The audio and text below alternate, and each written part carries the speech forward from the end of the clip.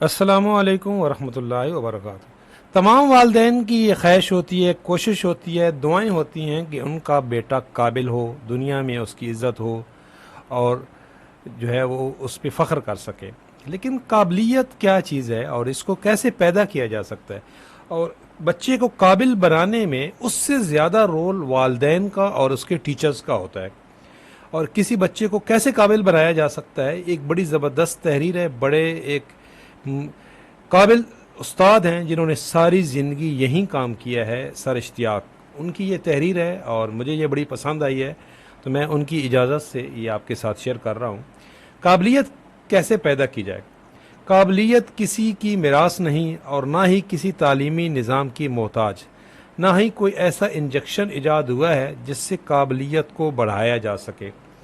لیکن اللہ تعالیٰ نے دنیا کے ہر بچے کو کسی نہ کسی خوبیوں سے نوازا ہے۔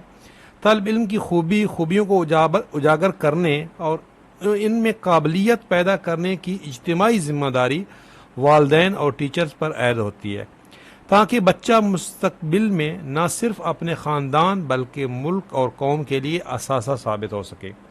ماں پہلی درس گاہ یا تربیت گاہ ماں ہے۔ تعلیم کا سب سے اہم اور بنیادی مقصد بچے کی کردار سازی ہے، جس کا آغاز اس کی پیدائش سے ہی ہو جاتا ہے، یعنی ماں کی گود بچے کی پہلی درس گاہ اور تربیت گاہ ہے۔ گویا ماں ہی بچے کی سب سے پہلی ٹیچر ہے۔ اس کی ابتدائی ٹیچنگ کے لیے ماں کو کسی ڈگری کی ضرورت نہیں، لیکن میرے مشاہدے میں یہ بات آئی ہے کہ تعلیم یافتہ، تربیت یافتہ ماؤں کے لیے بچوں کی تربیت اور ان کی کردار سازی نسبتاً آسان ہوتی ہے۔ ماں کی اولین ترجیح یہ ہونی چاہیے کہ وہ اپنے بچے کے ساتھ زیادہ سے زیادہ وقت گزارے، اس کی صحت اور مناسب خوراک کا خیال رکھے۔ اس کی تربیت کی خاطر اگر اپنی شخصیت میں بھی تبدیلیاں لانا پڑیں تو وہ ایسا کرنے سے بھی گریز نہ کرے۔ کیوں؟ اس لیے تو ماں کو جو ہے وہ اس کے جو جنت ہے اس کے قدموں کے نیچے رکھ دی گئی ہے، جنت و تخت الامہات، ماں کے قدموں کے نیچے جنت اسی لیے کہا گیا ہے۔ بچہ جو دیکھتا ہے وہی کرتا ہے۔ ابتدائی سالوں میں بچے کو جو سکھایا جاتا ہے وہ پوری عمر کے لیے اس کی شخصیت کا حصہ بن جائے گا۔ اس لیے اپنی اقدار کو مد نظر رکھتے ہوئے اس کی تربیت کی جائے، اسے اچھے برے کی تمیز سکھائی جائے، اس کی عادات پر گہری نظر رکھی جائے، مختلف باتوں پر بچے کے رد عمل پر غور کر کے اس کے نتائج اخذ کرے جو اس کی تربیت میں مددگار ثابت ہوں۔ 1 سال کے بچے میں کچھ سمجھ بوجھ آ چکی ہوتی ہے، اگر وسائل اجازت دیں تو اس کے لیے ایک علیحدہ کمرے کا انتظام کیا جائے، جہاں اس کے لیے دیگر کھلونوں کے ساتھ کچھ ایسے کھلونوں کا بھی لازمی طور پر انتظام کیا جائے جن کے ذریعے اس کی ذہنی مشق ہو سکے اور اس کے سیکھنے کے عمل کو تیز کیا جا سکے۔ قابلیت بڑھانے کے لیے ابتدا ہی سے بچے کی کتابوں میں دوستی کروائی جائے۔ اس کے لیے اس کے کمرے میں ایک چھوٹا سا شیلف بھی موجود ہو جہاں اس کے لیے چھوٹی چھوٹی رنگین تصویری پرکشش کتابیں رکھ دی جائیں۔ قابلیت بڑھانے کے لیے جدید ٹیکنالوجی کا سہارا لینا ناگزیر ہے۔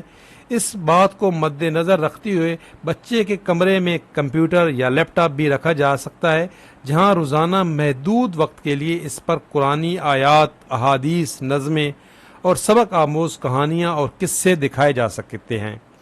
ماں مشاہدہ کرے کہ بچہ کن کھلونوں کو پسند کرتا ہے اور کن کھلونوں کو ناپسند، کون سی باتیں اسے اچھی لگتی ہیں اور کون سی باتیں اسے ناگوار گزرتی ہیں، کن باتوں سے وہ اداس ہو جاتا ہے اور کون سی باتیں اسے خوش کر دیتی ہیں۔ ماں کے لیے ضروری ہے کہ اپنے بچے کے ساتھ خوب باتیں کرے، اس کے ساتھ کھیلے، روزانہ رات کو سونے سے قبل اس کی کہانی سنائے، اسے کہانی سنائے۔ قابلیت بڑھانے کے لیے مشاہدات کا تیز ہونا ضروری ہے۔ ماں کو چاہیے کہ بچے کے مشاہدات کو تیز کرنے کے لیے اسے باہر کی دنیا سے متعارف کروائے، اسے بازار لے جائے، سمندر، چڑیا گھر، shopping mall, railway station, airports, school, ہسپتال، پارک، اسٹیڈیم اور پہاڑ وغیرہ کی سیر کروائے۔ اگر وسائل اجازت دیں تو نہ صرف پاکستان کے دیگر شہروں کی سیر کروائی جائے بلکہ اسے بیرون ملک بھی لے جایا جائے۔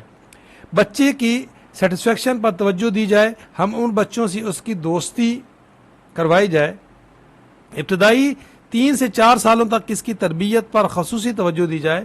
اگر ماں تعلیم یافتہ ہے اور اس کے پاس وقت ہے تو بچے کی کسی مونٹیسری اسکول میں داخلہ کروانے کے بجائے اس کی ہوم اسکولنگ کی جائے، کیونکہ سگی ماں سے بہتر کوئی استاد نہیں ہو سکتا۔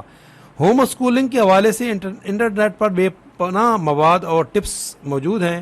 ابتدا ہی سے اس میں صفائی ستھرائی کی اہمیت کو اجاگر کیا جائے، اسے روزانہ نہانے، برش کرنے اور صاف ستھرے کپڑے پہننے کی ترغیب دی جائے، اسے دین کی بنیادی باتیں سکھائی جائیں، روز مرہ معلومات سے متعلق دینی تعلیمات سے اسے روشناس کروایا جائے۔ عمر بڑھنے کے ساتھ ساتھ اس کی کتابیں اور کھلونے تبدیل کرتی رہیں۔ بچہ ماں کی تیار کردہ ایک پروڈکٹ ہے، اس پروڈکٹ پر معمولی سی نقص سے اس کے کردار اور مستقبل پر بہت فرق پڑ سکتا ہے۔ یہ کہنا بھی غلط نہ ہوگا کہ بچہ ایک بلینک چیک کی مانند ہوتا ہے، ماں اس پر کوئی بھی اماؤنٹ لکھ سکتی ہے۔ جب بچہ ماں کی گود سے نکل جاتا ہے تو اس کی شخصیت اور کردار سازی میں دیگر کئی اور عوامل اثر انداز ہو سکتے ہیں، جن کا احاطہ آئندہ کے مضامین میں کیا جائے گا۔ سر اشتیاق، یہ جو پرنسپل ہیں اسٹار کیمپس دی اسکالر اکیڈمی کے، اور ان کی تحریر بہت زبردست ہوتی ہیں۔ میں نے ان سے اجازت لے کے ایک شروع کیا ہے کہ ان کی تحریر کو میں ویڈیو کی شکل میں لاؤں گا، اور بہت زبردست ان کی تحریر ہیں۔ دیکھیں، میں بھی پچھلے 25-30 سال سے ٹیچنگ کر رہا ہوں، اور ہمارا بھی یہی مشاہدہ ہے کہ ماں سے بڑھ کے کوئی اچھا ٹیچر ہو نہیں سکتا۔ اگر آپ ماں جو ہے وہ توجہ دے گی بچے کے اوپر، اور بچہ انشاءاللہ تعالی وہ سکولز میں بھی نمایاں پوزیشن حاصل کرے گا اور اپنی لائف میں بھی سکسیسفل رہے گا۔ دیکھیں، یہی وجہ ہے کہ ماں کو جو ہے جنت ماں کے قدموں کے نیچے رکھ دی گئی ہے۔ آج ہم سکولز بھیج کر اپنی ذمہ داریوں سے مبرہ نہیں ہو سکتے کہ ہم نے بچے کو سکول بھیج دیا اور ہماری ذمہ داری ختم ہو گئی۔ اس کے بعد ٹیچرز کی کیا ذمہ داری ہے، اس کے اوپر ہم علیحدہ سے ویڈیو بنائیں گے کہ والدین ہمارے پاس بچوں کو بھیجتے ہیں، اور اب ہماری کیا ذمہ داری ہے، ٹیچرز کی کیا رسپانسبلٹیز ہیں، اور وہ بچے کی کردار سازی میں کیا رول پلے کر سکتے ہیں، اور ان کو بچے کو قابل بنانے میں ٹیچر کی کتنی ساری ذمہ داری ہے۔